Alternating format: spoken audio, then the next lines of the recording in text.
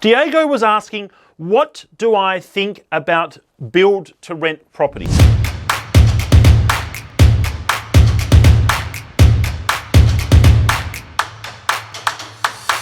For those of you that don't know, and I guess this definition is something that is forming fluidly in the industry. It is a new phenomenon, build specifically to rent, and there are some differing definitions of it. So, I guess technically, if you are a builder or a developer, and you're building a property, it might be a duplex, or it might be a granny flat, or it might be just a standard turnkey property. If you're building a new home or new property, with in the back of your mind that you do want to rent this out, technically you are building that property to rent it out, right? So you are part of the build to rent movement. But generally this definition is reserved for a specific type of construction, right? So if you're a mum and dad investor, you're buying a vacant lot, you're getting a builder, you're buying a house and land package, you're buying a duplex, doing all these things, with it specifically in mind to rent it out the moment that it is finished, right? The day zero, you are renting it straight out, you are building that property to rent. I don't really think that's what we're talking about here. The build to rent movement is massive overseas. We are talking about large, really heavily backed investment businesses, right? With millions, hundreds of millions of dollars in their bank balances, building very high density housing, usually like a 50, 60 story apartment complex, where every one of those apartments is not listed on the open market. Every one of them is listed for rent only. Right, so when they are raising capital, they're doing it in different ways. The investment proposition is not a shorter term, let's go through a construction phase, get construction finance, we're going to be pre-selling a certain amount of this, apartment building, apartment high-rise, and then we're going to be selling the rest of it into open market. It's a different formula, it's a different financing strategy, it's a different financing requirement.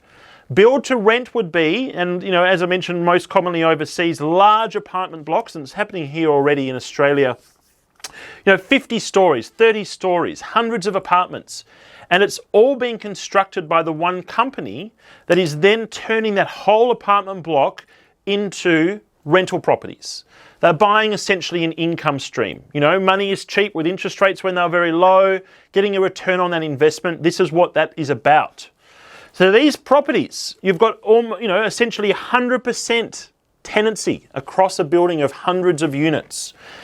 You might have 1 bedrooms on the ground floors or the lower floors into 2 bedrooms, 3 bedrooms, 4 bedrooms into larger studios, etc. up top. The idea with these overseas is you might move into a 1 bedroom as a single person, very cost effective for you to do that even while you're studying. You might meet someone and move a few floors up and move into a 2 bedroom. Okay, then obviously you might have a baby, move into a 3 bedroom and so on and so forth. And then potentially when you're starting to retire or wind down, you might start moving back down the building. The whole idea with these properties is you are living there and moving throughout. You might move to another build to rent complex, but they are all optimized for tenancies. You move into the 2 bedroom, it's already fully furnished. It already has the internet, the power, all the services already connected. You're literally walking into that with a tick and cross checklist of the things you'd like to include with moving in. It's a turnkey solution to rent that property. It's like a long-term hotel room. Obviously, you can move your things in and out, but the core of that is set up for you to move in and out. You're literally moving up and down the block as your requirements change. That's, I think, what we're talking about here as a concept. Build to rent is very large scale investment by a different class of developers who are buying income streams. It's almost like a hotel type concept and how these are financed.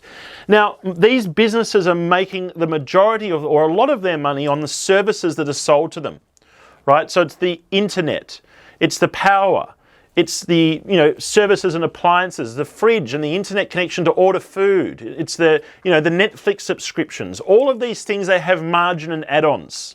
Okay, so they are offered to the tenants at a fixed price, a tick of the box when you move in, and the build to rent company is controlling all of those service providers, all the delivery providers, all of these things. So the build to rent company is not just making money on the rental income, they are making money vertically integrated across your whole life as a tenant. And that is the business model. That's why they're doing this. So you've got to look at, what is my take on it? Will more people demand this type of tenancy? Will it help vacancy rates? What will it do to property prices? These are all the things that are interesting to me as a property investor. It'll be great to live there. You're finding your feet, you're moving to Australia, changing country, just getting, changing city, new job, new uni, new family. It's a turnkey solution. It takes care of all of these problems for you. It might not even be that much more expensive because they have, bulk discounts. So it might be just a very convenient way to live. For me, all the benefits of a modern apartment block, pools, services, all these things. It sounds like a wonderful thing to do, a wonderful place to live, and maybe as a younger person, even a single person, etc. So for me, overall, I think they're going to address a wonderful need in the market. You've got to look at where these properties are typically built. Inner city, Sydney, Melbourne, Brisbane, Perth, high density anyway. Generally in these areas, we have oversupply of units as it is. Okay, so we have, probably compromised growth profiles, lower capital growth in these areas as it is. So if you add these build to rent properties, it's not really going to change the low capital growth fundamentals of the area anyway. It's not going to potentially make it too much worse. It's not investment grade anyway to be investing in units in Docklands or South Melbourne or, Waterloo. This is not investment grade. We shouldn't be having a conversation about buying units in these blocks as investors anyway. So for investors, having more of these types of unit constructions, it's probably not going to move the dial for us in terms of impacting us and the type of capital growth we would expect from investment grade areas, houses, outer suburban areas, growing centres, etc.